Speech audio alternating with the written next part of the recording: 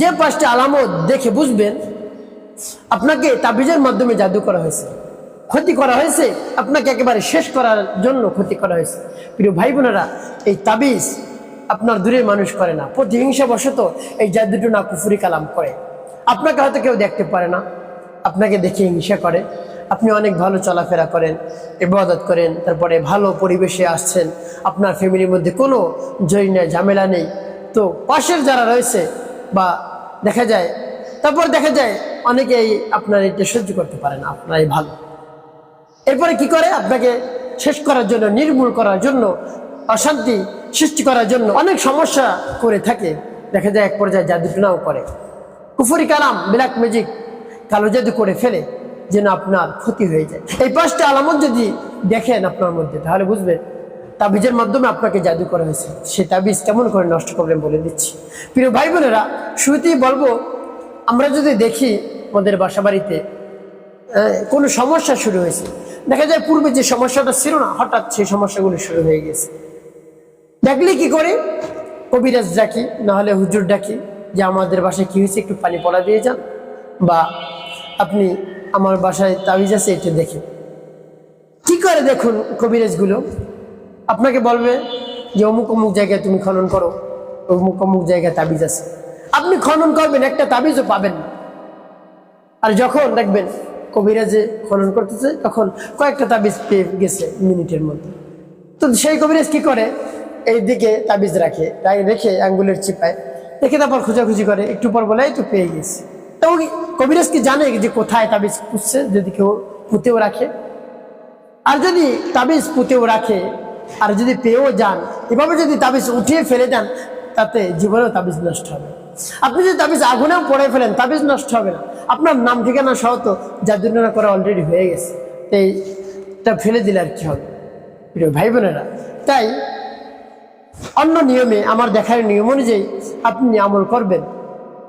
পানি রেডি করবেন, আমি পানি পড়া দেখিয়ে দেব কোন কোন সূরা পাঠ করতে হয়। সেই পানি যদি আপনি নিয়মিত ব্যবহার করতে পারেন, ঘরে তাবিজ উঠাতে হবে না, এমনিতেই তার গুণাগুণ নষ্ট হয়ে যাবে। সেই পানির পাওয়ারে, আল্লাহ রাব্বুল আলামিনের কোরআনের শক্তিতে সেই সমস্যা সমাধান হয়ে যাবে, তাবিজ নষ্ট হয়ে যাবে।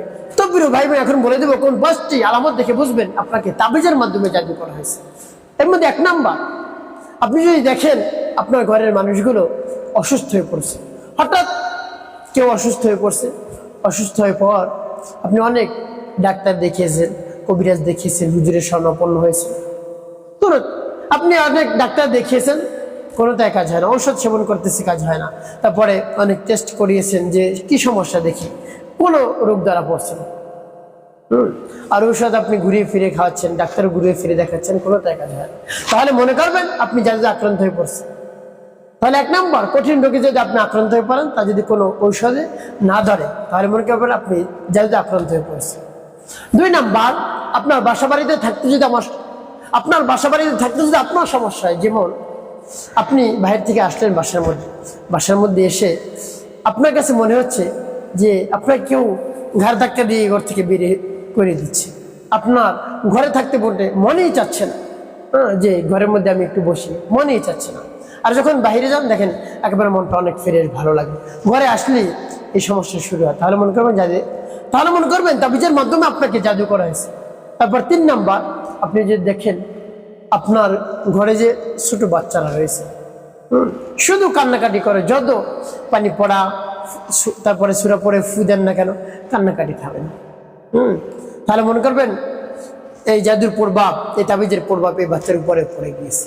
প্রিয় ভাই বোনেরা, তারপরে 4 নাম্বার, আপনি যদি দেখেন আপনার রিজিকের মধ্যে বরকত নেই, যত ইনকাম হোক না কেন, মাস শেষে দেখা যায় আরো আপনাকে কর্য করতে হয়, বা কোনো বরকত পাচ্ছেন না, তার মনে করবেন যাদের আক্রান্ত হয়ে পড়ছে।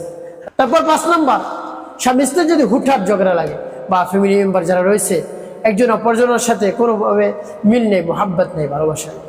দেখা যাচ্ছে 5 সদস্যের ফ্যামিলি মেম্বার, 10 সদস্যের, 15 সদস্যের, 20 সদস্যের, যতজন থাকুক, কেউ কারোর সাথে মিলে চলতে পারে না, একজন অপরজনের সাথে লেগেই থাকে।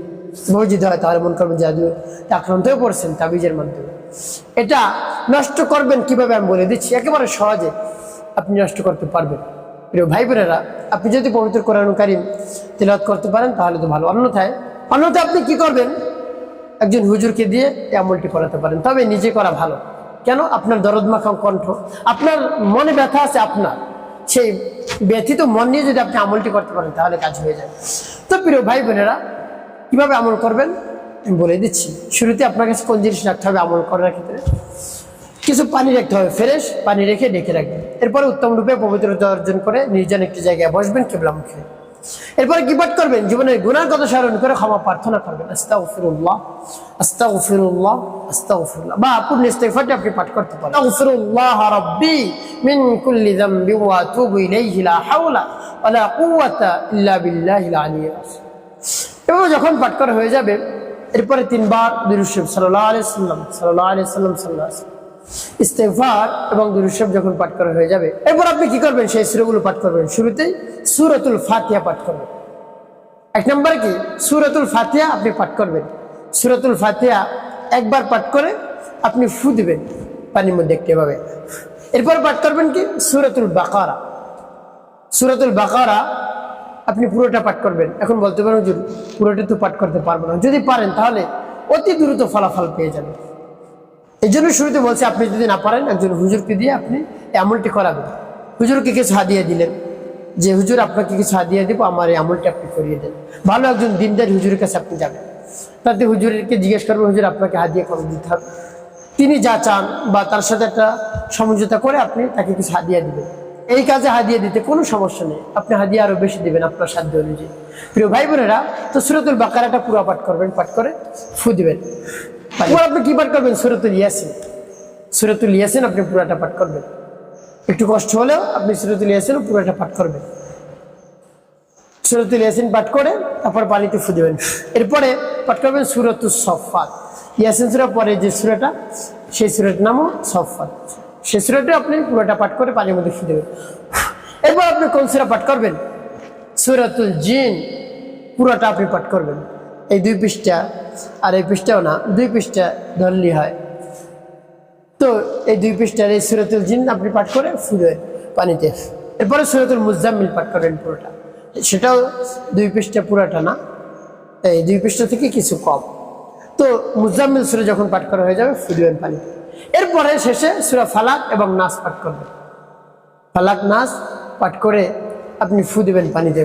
প্রিয় ভাইরা, এভাবে শুরুতে সূরাতুল ফাতিহা পাঠ করবেন, সূরাতুল বাকারা, সূরাতুল ইয়াসিন, সূরাতুল সাফফাত, সূরাতুল জিন, সূরাতুল মুজাম্মিল, সূরা ফালাক, সূরা নাস, এই পাঠ করে আপনি পানি রেডি করবেন।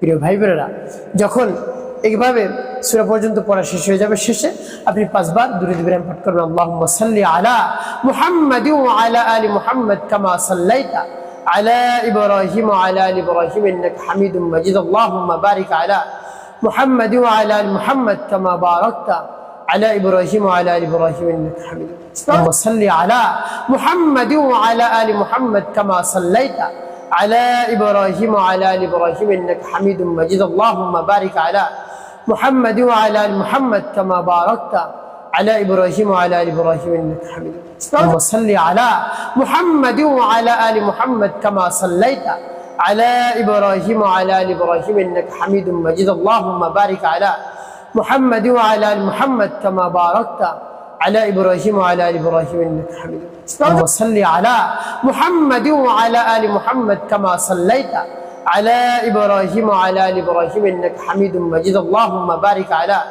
محمد وعلى آل محمد كما باركت على إبراهيم وعلى آل إبراهيم إنك حميد مجيد. তাও যখন পাঠ করা হয়ে যাবে, 2টি ফু দিবেন পানিতে। প্রিয় ভাই বোন, আমলটি করা শেষ। পানি কেমন করে ব্যবহার করবেন? এই পানি আপনি ঘরে ছিটিয়ে দিবেন, বা যার দেখেন সমস্যা বেশি তাকে আপনি নিয়মিত এই পানি পান করাবেন নিয়ত করে। আর ঘরে তো ছিটাবেন সকালে এবং রাতে, বা 3 বেলা আপনি ছিটাতে পারেন, সমস্যা নেই। তো প্রিয় ভাই বোন, এভাবে আমলটি যখন করবেন, কিছুদিন যে সমস্যা বেড়ে যেতে পারে, এরপরে আস্তে আস্তে দেখবেন কমে যাচ্ছে। আপনি ভয় পাবেন না, ভয় পাওয়ার কোনো কারণ নেই। যদি আমলটি করার শুরুতে বেড়ে যায়, তাহলে মনে করবেন কাজ শুরু হয়ে গেছে। প্রিয় ভাই বোনেরা, তাহলে আপনি এর থেকে মুক্তি পাবেন। তো প্রিয় ভাই বোনেরা, বিশ্বাসটি আমলটি করতে পারলে উপকার পাবেন একেবারে দ্রুত। আর যদি আপনার মনের মধ্যে সন্দেহ থাকে, তাহলে আপনি উপকৃত হতেও পারেন, না হতে পারেন। প্রিয় ভাই বোনেরা, একটি কাজ আপনাকে করতে হবে, 5 ওয়াক্ত নামাজ আদায় করতে হবে। মিথ্যে কথা বলা যাবে, মানুষের খেদমতে কল্যাণে কাজ করবেন, অবশ্যই আপনার জীবন হবে সুখময় এবং শান্তিপূর্ণ ইনশাআল্লাহ।